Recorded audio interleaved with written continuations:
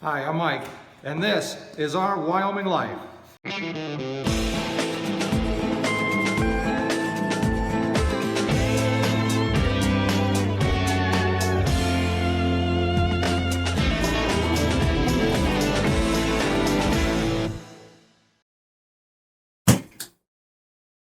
I'm asked all the time about the tools that I use while ranching, and there are a lot of them, from tractors to balers and hammers and wrenches.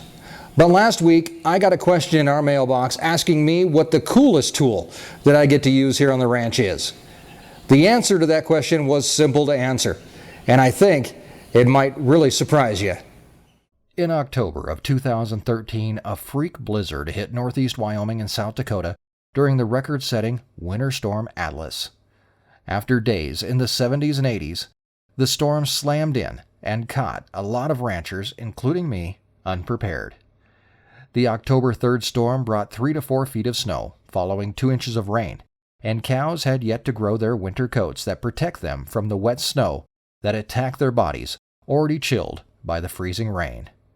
Cows went into survival mode, putting their heads down and heading downwind.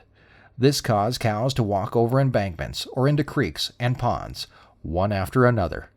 Others were suffocated by piling snow, and some perished from hypothermia.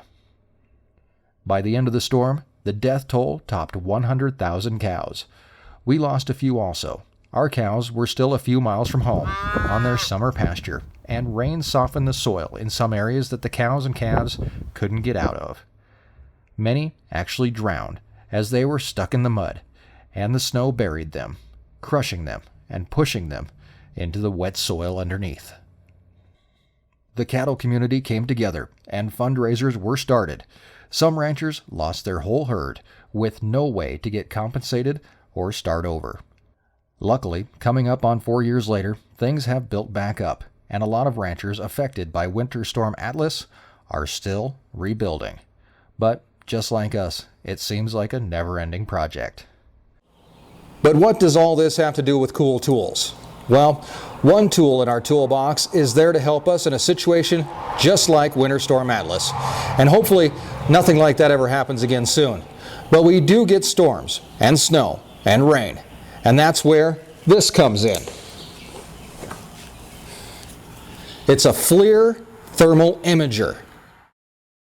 I had my first experience with thermal imaging in the military, and after the storm of October 2013, I started thinking about the technology and how it could help ranchers. Trust me, I didn't have to think too long. It seemed like every time I turned around, I found an application for thermal imaging. Calving season is the big one. With this, I can pick out a calf laying in the grass from over a half a mile away, ascertain if the calf's mom is around, and see if the calf is moving or down. I can scan our 400-acre calving pasture from multiple vantage points and reunite lost moms with their calves. Snow, rain or shine, day or night, and with an optical zoom, I can get right up into a cow's business. Literally. So, Travis from Yuma, Arizona, you now have your answer. The coolest tool in my toolbox is a Flir thermal imager. I honestly don't know if they market these to ranchers at all, but they should, because it gives you the ability to see your herd like you never could before. In order for ranching to continue to succeed, it needs to embrace technology. My dad used to keep track of herds of cattle with just a notebook and a pencil. Now we do it on computers with cameras. But like most family businesses, sometimes technology takes a while to catch on, and that's okay. I'll take my little wins. But I will tell you this, when flying cars come into production and are for sale to the public, I will kick and scream like a 4-year-old until I get one. Be sure to subscribe if you like our channel, and make sure your notifications are on so that you don't miss an episode. While you're at it, feel free to comment. We always answer them, because if you take your time to write us a little message, we can take our time for you also. Have a great week, keep those questions coming, and thanks for joining us in Our Wyoming Life.